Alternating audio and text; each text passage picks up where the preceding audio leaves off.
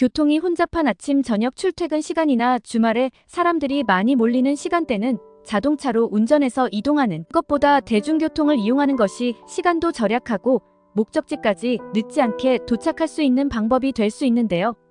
다양한 제도가 시행됨에 따라 앞으로 대중교통을 이용할 때도 많은 것들이 달라질 것이라고 합니다. 대부분 사람들에게 해당되는 내용이니 미리 잘 확인하신 후 무엇이 어떻게 달라지는지 알아두시면 좋을 것 같습니다. 그럼 관련 내용이 궁금하신 분들은 오늘 영상을 통해서 주요 내용 꼭 확인해 보시길 바랍니다. 먼저 구독, 좋아요 한 번씩 부탁드립니다. 대중교통에 관련된 달라지는 소식들이 전해지고 있습니다. 앞으로 버스, 지하철 등을 이용할 때 이전과는 바뀌는 것들이 있는데요. 무엇이 어떻게 달라지는지 미리 알고 계시면 도움이 되실 만한 소식에 대해서 알려드리겠습니다. 먼저 오늘 전해드릴 소식에 앞서서 대중교통하면 많은 분들이 떠올리시는 교통비 관련된 내용을 설명드릴게요. 매달 꾸준하게 지출되는 고정비용 중에 하나가 교통비가 있죠.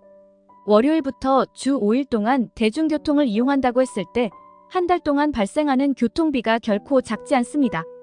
하루에 5,000원 정도 교통비가 발생한다고 했을 때 4주 기준으로 10만 원 정도 교통비를 지출해야 합니다.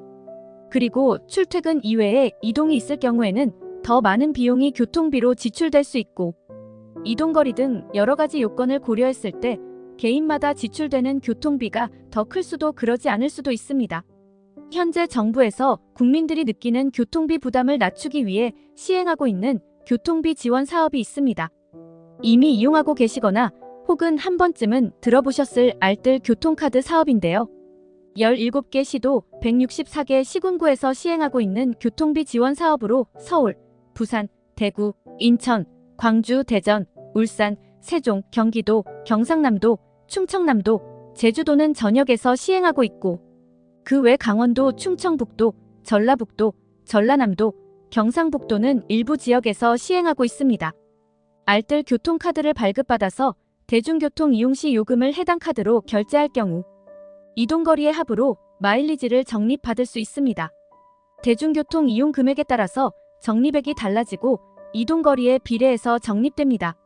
예를 들어 대중교통 이용 금액이 2,000원 이상에서 3,000원 미만일 경우에는 기본 마일리지는 최대 350원, 만 19세에서 34세 청년 마일리지는 최대 500원, 저소득층 마일리지는 최대 900원이 적립됩니다.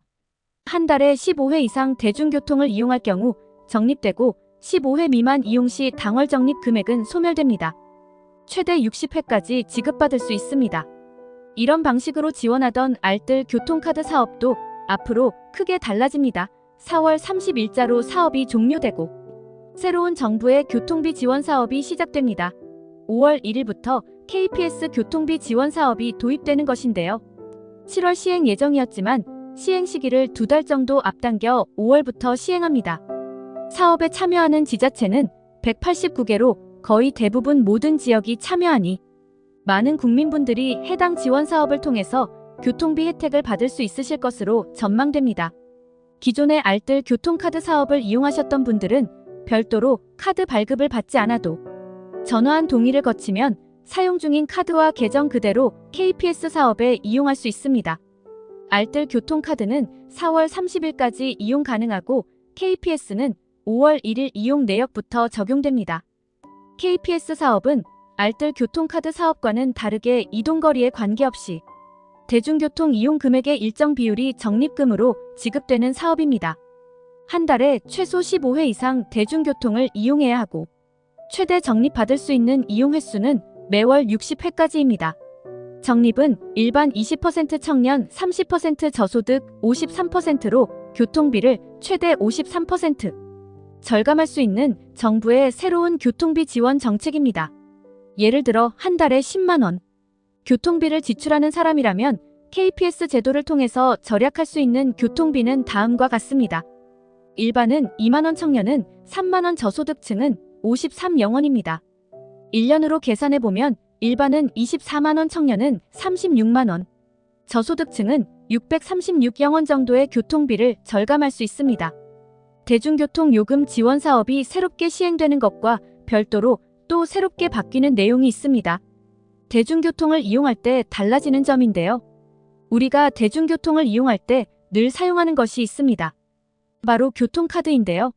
손에 무거운 짐이 있거나 급하게 이동하는 도중에 교통카드를 꺼내서 찍고 개찰구를 통과하는 것이 불편하고 어려울 때가 있습니다. 카드를 분실하거나 하는 일들도 종종 발생할 수 있는데요. 앞으로 지하철을 이용할 때 교통카드를 찍지 않고도 정상 요금이 결제되어 개찰구를 통과하여 대중교통 탑승이 가능해집니다.